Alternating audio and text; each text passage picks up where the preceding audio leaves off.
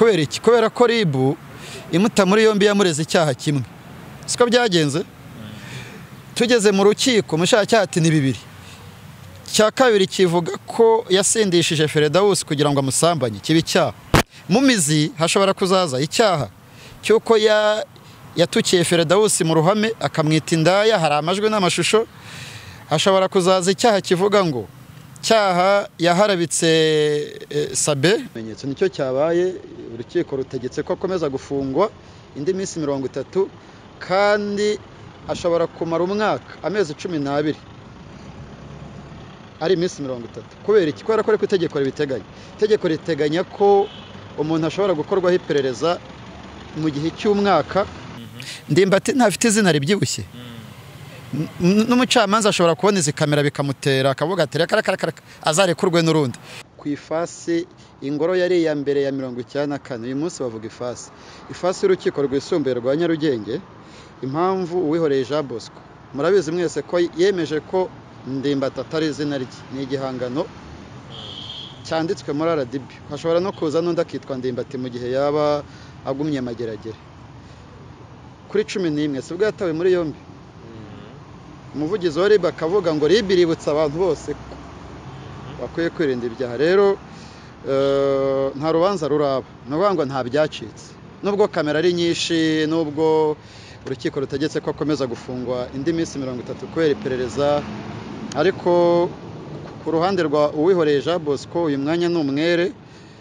nta nubwo araburana mu mizi twakuka igikuba tugahinda imishyitsi urukiko rumukatiye ariko ntabwo yakatiwe icya kabiri mu rubanza ntabwo ndi umufana we nta nubwo ari inshuti yanjye cyane nubwo atari umwanzi wanjye ko buriya ubaye umunyamakuru bikarangira ubaye umufana shaka akazi kaba gapfuye rero icyaha akurikiranweho ni icyaha gihanishwa igifungo kiri hejuru y'imyaka 2 buriya umushinjacyaha ni nayo ki agendera akavuga ati uyu muntu kubera ko igihano cye kiri hejuru y'imyaka 2 turasaba ko akomeza gufungwa camanza gutegeka ko afungwa ashingira kuri ibyo bimenyetso nicyo cyabaye urukiko rutegetse ko akomeza gufungwa indi minsi 30 kandi ashobora kumara umwaka amezi 12 ari minsi 30 kubera iki kubera ko itegeko ribiteganya itegeko riteganya ko umuntu ashobora gukorwaho iperereza mu gihe cy'umwaka cyakora uyu mwaka urangiye icyo gihe byitwa ko afunze mu buryo bunyuranyije n'amategeko akaba yarekurwa umucamanza agategeka ko arekurwa kuko procedure yapfuye uyu munsi ujya kwitegura uvuga tugiye kwitabira isomwa rya Ndimbati cyangwa se rero Mustafa ukaza icyo wiyumvishaga ko kiri bube nicyo cyabaye cyangwa waje gutungurwa nakubwiye ko ntari umufana ntari n'umukunzi ndi umunyamakuru hari ingero z'imanza zitangwa bakavuga bati hari urubanza Bruce Melody yaburanye agirwa umwere urukiko rwarekuye by'agateganyo Yaboshatse kuvuga yuko shatse kuvuga ko nta kintunguye kuba afunzwe ariko ntabwo naba hari n'abamwe apotre yitwa nde Mutabazi wavuze ngo ariko yagurisha Benz ntabwo ntawe nyine bafata ibintu bikomeye bakagira ngo ni show buri kintu kigira umwanya wacyo urubanza rwa Ndimbati bareke kurukiniraho n'urubanza rukomeye niwe ubizi ko rukomeye kuko iyo rutaza kuba rukomeye ntabwo impamvu rukomeye urukiko nirwemeza ko uriya mwana yari munsi y'imyaka 18 Ndimbati ntazahabwa munsi y'igifungo kiri munsi y'imyaka 25 ubwo se murumva rudakomeye Jean Paul Abayeshi abakomeje kwibaza ati mbaje ikibazo gitoya nk'umuntu utazi amateka y'uru Rwanda iyo umwana yavutse abaho tuza abana banyina basize babonka tuza abana genocide yarangiye bafite imyaka 2 uyu munsi bafite imyaka 30 n'abagabo bafite imiryango umwana wa Ndimbati noneho banabayeho igihugu ari umusaka ubu cyari yubatse abana ba Ndimbati nubwo yapfa nuri ya Feredawusi agapfa abana ba Ndimbati babaho kuko bagomba kubaho kubera yuko hari uburyo iyo wavutse ubaho mu ijambo rimwe iyo wavutse ubaho kandi kurekura Ndimbati ntabwo bivuze ko abana bagize ubuzima n'ubundi bashobora kumurekura abana bagakomeza kubaho ubuzima bari babayeho naho icyo kugambanirwa ntawamugambaniye kubera yuko ntabwo twavuga ngo yaragambaniwe ataraburana mu mizi wavuga ati naragambaniwe nubwo aburana muri detention yagiriwe inama n'abanyamategeko be bayobowe na Maître Bayisabe Irene ubundi icyari kuburanwa mu rubanza rwa Ndimbati ikintu cya mbere ari kuzana ariko n'abashatse baza kizana bakagishyira mu cyitwa system kuzana icyemezo cy'imico n'imyifatire mu mudugudu aho atuye bakerekana Ndimbati ninde yari asanzwe abayeho ate muri societe kuko hari ubwo nk'umushinjacyaha ashobora kuvuga ati uyu mugabo so bwa mbere afunzwe kandi afungirwa n'ubundi icyaha cya viole yabigize akamenyero rero icyari gikenewe muri detention cyo cyakozwe ntabwo mbatera imijugujugu ariko abeshi ibimenyetso by'ubushinjacyaha by'ubushinjacyaha afata icyemezo akarekura umuntu rero iyo umuntu atarekuwe uba waburaniwe nabi hari icyo numvishe ushaka kusanisha nicyo wenda yireguye avuga yuko yaguze Firidausi kamugura nk'indaya nk'uko yajya ku muhanda akagura indaya yari yose ngira ngo nicyo yavuzeho abantu bose baravuga ati aburanye nabi ushaka kuba ko yagize ubujyanama bose mujya muvuga ngo urubanza rwahinduye isura titre nyinshi za YouTube ko zivuga ushobora kuzatungurana mukagira ngo ni n'urubanza rwa politike kubera imiterere yarwo kubera iki kubera ko ribu imuta muri yombi yamureze icyaha kimwe siko byagenze tugeze mu rukiko umushinjacyaha ati ni bibiri cya kabiri kivuga ko yasindishije Firidausi kugira ngo amusambanye kibi cyaha mu mizi hashobora kuzaza icyaha cyuko yatukiye Firidausi mu ruhame akamwita indaya hari amajwi n'amashusho hashobora kuzaza icyaha kivuga ngo cyaha yaharabitse Sabe avuga ko yamwatse miliyoni 2 naza n'ubutumwa bugufi buvuga tumusa umuzigo wuza nawe rero ruswa ushobora kuyaka mu buryo bwishi ushobora kuvuga uti ya telefone yageze igikondo kandi uri kwaka miliyoni 2 byibura naza n'akantu k'akamenyetso kavuga ko Sabe hari akantu yamwatse abantu b'abahanga bazi kwaka ruswa ushobora gufata isyaka nkamubwira nti Gikanombe telefone y'umukozi wawe nawe ntakoreshiye hari umuntu ugiye kuguha miliyoni 2 rero niba nasukwa yabarabayeho hagati ya Sabe na Ndimbati abakananirwa kumvikana umwana wo muri arya ka karere gakora ku mupaka k'imusanze kitwa ngoki none se Sabe so mu karere ka Burera samubona Imana itagira neza ahubwo nyine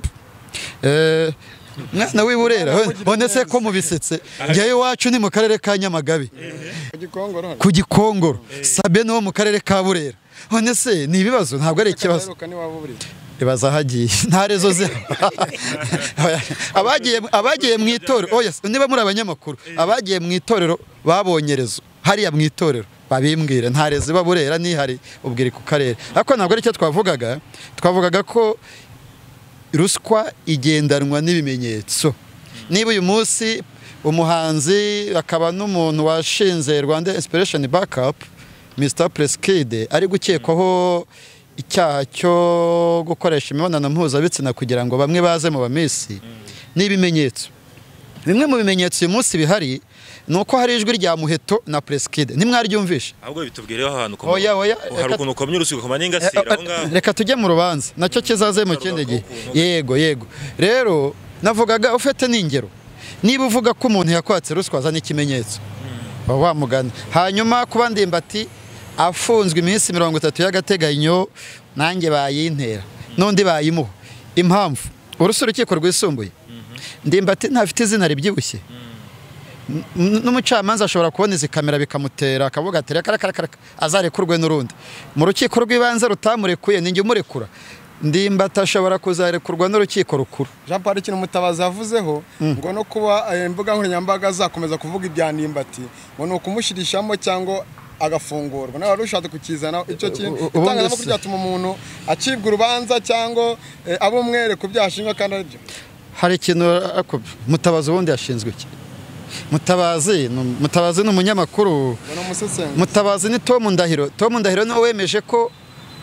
ari umushakashatsi kuri jenoside yakorewe abatutsi gusesengura bigira digrese oya Mutabazi yatangiye yivugira iby'Imana namwe muramushuka rimwe muzamukoresha na penalty nawe yisanga araha no ntabwo Mutabazi n'abandi ntavuze ntabwo nta kintu na kimwe bahindura ku rubanza rwa Ndimbati dusubira ku kintu waruvuzeho gatoya nubwo atari cyo cyaduhagaritse aha ngaha mva gato nkubwire oya uretse winyobya ababara nk'uko umubyeyi yasamye inda babara bati ni amezi 9 muzabare murebe niba ubushinjacyaha butazica procedure noneho tuzakora inkuru nyinshi zivuga ko ubushinjacyaha bwishe procedure yo gukomeza kurega Ndimbati. Erega Ndimbati afite amahirwe y'uko arekuwe hafi yarekura muri 2023. Kerema ntabwo uzi ko umushinjacyaha yavuze ko ibimenyetso bizaza by'uko yateye uriya mukobwa inda kuko afite 17 muri 2023. Abari mu ruba arabizi Kerema siko bimeze yego cyangwa hoye ya nani kandi ahubwo umushinjacyaha nubwo yigenga bari umuburanyi ariko n'umukozi wa leta uriya nta umushinjacyaha nibishoboka bazave muri izo nyubako z'ubutabera bagire nabo ofisi zabo nk'uko uyu munsi ubushinjacyaha bukoraho bukorera haruhaza bukorera hahoze hakorera wasake nako rege ujya kwa Rando nyine institution yigenga ibikwiye gukora mu buryo bwigenga kandi akeshi uzarebe n'umushinjacyaha mu rukiko ushobora no kumwitiranya n'umucamanza kubera yuko nawe abatinyitse ko umwavoka atinyika niko n'umushinjacyaha nako ko umucamanza atinyika niko n'umushinjacyaha abatinyitse isomo twese dukwiye gukuramo tubashe kujera ubusitari bwacu ukabona Jean Paul nagira ngo byagaragaye ku basitari bagiye batandukanye mu Rwanda abakinnyi ba filimi haba abahanzi nyarwanda ba Davis barabonye bababere nuhe butumwa none twasorezaho